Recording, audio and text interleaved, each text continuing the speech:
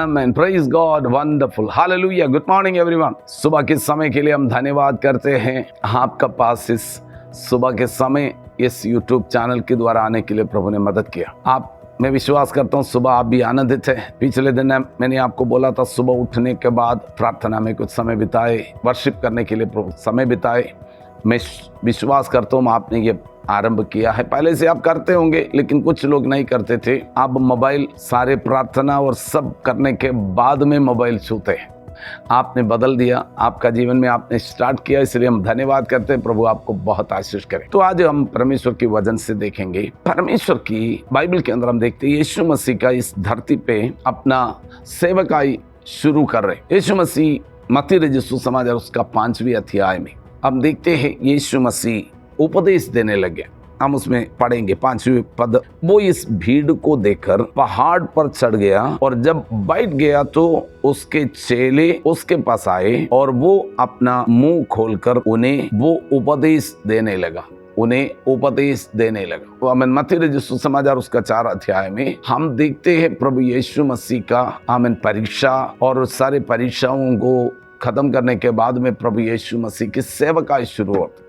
यीशु मसीह पवित्र आत्मा और सामर्थ से निकला है। प्रभु का सेवकाई कफरनहूम में शुरू हो गया और कफरनहूम में प्रभु गलील की एक साउथ एयर साइड में है, तो प्रभु वहां पर सेवकाई करना शुरू कर दिया। प्रभु यीशु मसीह की सेवकाई की महत्वपूर्ण बातें, सेवकाई यीशु मसीह का टीचिंग। प्रभु यीशु मसीह लोगों को उपदेश देते थे, टीचिंग होते थे। प्रभु प्रीचिंग करते थे, प्रचार करते थे। और प्रभु यीशु मसीह अपनी चेलों को, डिसाइपल को बनाते थे। और प्रभु यीशु मसीह बीमारों को चंगा करते थे और दुष्ट आत्मा से पीड़ित लोगों को छुटकारा देते। यीशु मसीह की सेवकाई में ये सारी बातें हम देख। यीशु मसीह की उपदेश पहाड़ी इस 5वें अध्याय से लेकर 5, 6 और 7 ये तीनों अध्याय पहाड़ी उपदेश बोलते हैं। उसका पहला उपदेश प्रभु यीशु मसीह कहते हैं 3रे पद में हम देखते हैं, धन्य है वे जो मन में दीन है क्योंकि स्वर्ग का राज्य उन्हीं का है। यहाँ पर लिखा हुआ धन्य है जो मन में दीन है। इंग्लिश में लिखा हुआ है, इंग्लिश में हम देखते हैं blessed are the poor in spirit. आत्मा में जो कंगाल है, आपके अंदर एक कंगालपन, आपके अंदर एक गरीबी आप अनुभव करते हैं आत्मा के लिए, वो धन्य है। परमेश्वर का वचन प्रभु यीशु मसीह कहते सबसे पहली बात है वो। कल मेरे घर पे एक व्यक्ति आया था, सुबह आए थे, कुछ काम के लिए आए। उस समय मेरी बेटी का थायराइड चेक करने के लिए सुबह ब्लड सैंपल लेने के लिए कोई आया, तो मैं वो ब्लड सैंपल सब कुछ ले लिया। उसके बाद में मैंने उनसे धीरे धीरे बात करना शुरू किया और मैंने बात करते करते उनसे जब पूछा है आप क्या करते हैं, ये काम कैसे, कब से शुरू किया है, ये सारी बातें बोलने के बाद में उनसे अपनी जीवन की मैंने बोला आपका जीवन की मकसद क्या है। उन्होंने बोला है मेरा पापा मम्मी के लिए, मैं अभी छोटा घर पे रहता हूँ, एक अच्छा घर बना के देना है, मेरा बहन का बच्चा है, उनका शादी होना है। बहुत सारी बातें उसने बोला है। ये सारी बातें संसार की कुछ बातें हैं। अधिकतर लोगों का विचार और चिंताएं वही हो। मैंने उनसे पूछा है आपको मालूम है आप एक आत्मा है, आपका जीवन में आपके आत्मा की चिंता आपका जीवन में है। उसने बोला कभी सोचा ही नहीं। मैं आपको बोलूं तो उसका कारण है ये बाइबल में लिखा हुआ एफेसियों का पत्र उसका 2 अध्याय में हम देखते हैं, उसमें लिखा हुआ, उसका पहला पद में लिखा हुआ है, उसने तुम्हें भी जिलाया जो अपने अपराधों और पापों के कारण मरे हुए थे। एक व्यक्ति अपनी आत्मा का विषय में तब तक नहीं सोचते हैं क्योंकि वो पाप का कारण उसकी आत्मा मरे हुए अवस्था में परमेश्वर का साथ का रिश्ता टूटकर बैठा हुआ है। उसकी आत्मा का विषय में उसका कोई चिंता। आप भी देखिए, हम चारों तरफ देखे लोगों का जीवन में आत्मा का विषय में सोचने की जगह संसार की, क्या खाएंगे, क्या पिएंगे, कहाँ रहेंगे, ये सारी बातों में चिंता करते हैं। मेरे प्रियो, परमेश्वर चाहते, परमेश्वर प्रचार की शुरुआत में सबसे पहले बोला जो आत्मा में जो दरिद्र है, मन में जो दीन है, वो परमेश्वर का राज्य उन्हीं का है।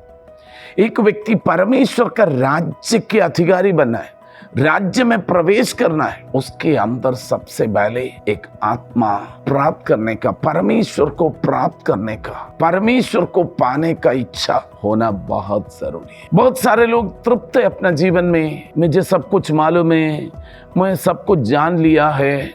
मैं आपको बोलना चाहता हूँ, आप ऐसे आप कभी जा रहे, आपको मालूम है सब कुछ, मैं सब कुछ जान लिया है, फिर आपका जीवन में वो पवित्र आत्मा और परमेश्वर की आत्मा से भरने की अवसर कम हो जाते।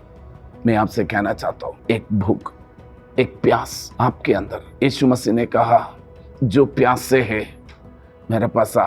आमीन। यूहन्ना रचित सुसमाचार उसका 7वें अध्याय उसका 37वें पद में हम देखते हैं, यीशु पर्व के अंतिम दिन पुकार पुकार कर कहा, जो प्यासे है मेरे पास आ। जो मुझ पर विश्वास करते हैं उनके अंदर से जीवन जल की नदियां बह निकले। यीशु मसीह का प्रचार, पहाड़ी प्रचार सबको अच्छा लगता है। यीशु पर विश्वास करते हैं या नहीं करते, सब लोगों को अच्छा लगता है। ये बहुत बड़ा टीचर है, बहुत बड़ा अच्छा उपदेश देते, बहुत उपदेश अच्छा लगे। लेकिन आपका जीवन में ये प्यास है या ये भूख है, आपके अंदर एक कंगालपन है, मैं दरिद्र हूँ आत्मा में, मुझे आत्मा से भरना है। मेरा प्रियो, हमें परमेश्वर का राज्य होने का है। The spirit of the Lord, परमेश्वर की आत्मा से भरने का इच्छा। हम सब लोग ऐसा व्यक्ति बन जाए, every day filled with the spirit of God. यीशु मसीह ने कहा, तुम बुरे होते हुए अपने बच्चों को अच्छे वस्तुएं देना चाहते हैं तो स्वर्गीय पिता अपने मांगने वालों को पवित्र आत्मा कितना अधिक क्यों नहीं देंगे। आपकी संसार की इच्छाएं, संसार की बातें, संसार की अभिलाषाओं में जीवन बिताकर आप आशीषित नहीं हो सकता, धन्य नहीं हो सकता। बाइबल नहीं सिखाते, बाइबल कहते धन्य है वे जो मन में दीन, क्योंकि स्वर्ग का राज्य उन्हीं का है। If you want to be a kingdom person, परमेश्वर का राज्य का आपके अंदर है। परमेश्वर हमें उसके लिए मदद करे, प्रार्थना करे।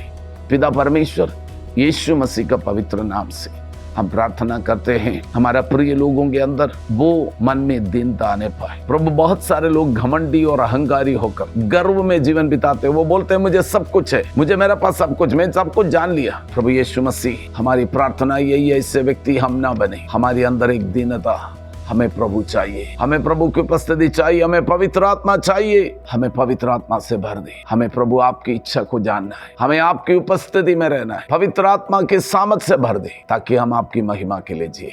सबके ऊपर अनुग्रह कर, यीशु मसीह का नाम है, आमीन आमीन। प्रभु आपको बहुत आशीष करे। God bless you.